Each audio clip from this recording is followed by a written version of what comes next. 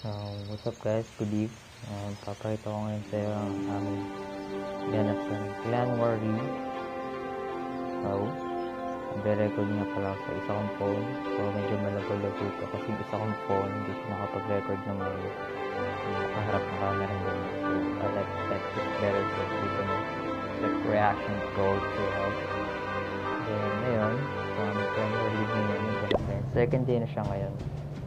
Then kung rinig nyo ako na maayos, kung ano man, kung makikita nyo sa war info,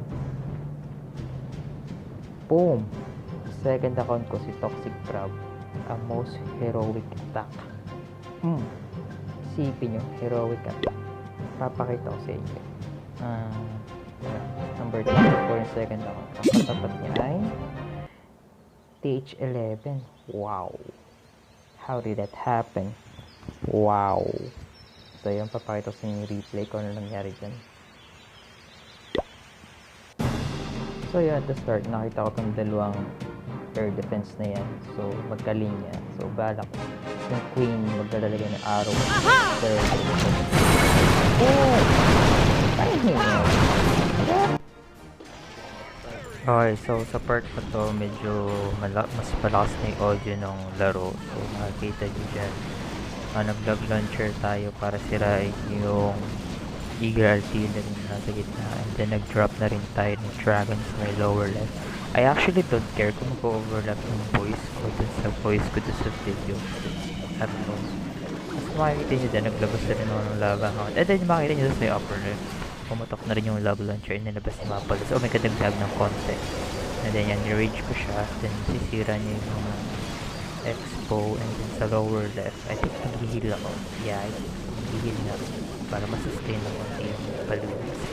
And nga pala, kung makikita niyo yung king sa gitna, nasusustain niya kasi naka-bump stash siya. Nasusustain niya yung damage for a while. So, hindi siya basta sumamatay. And then, yung nag-activate yung spiky ball niya, damaging all the defenses and stuff na malapit sa kanya. Then, nag-rage ako sa gitna. Medyo epic yata yung rage kasi wala masyadong nakinabang kundi one drag, which is okay lang. Magagamit naman ang coming balloon. So, mas maganda kung medyo late.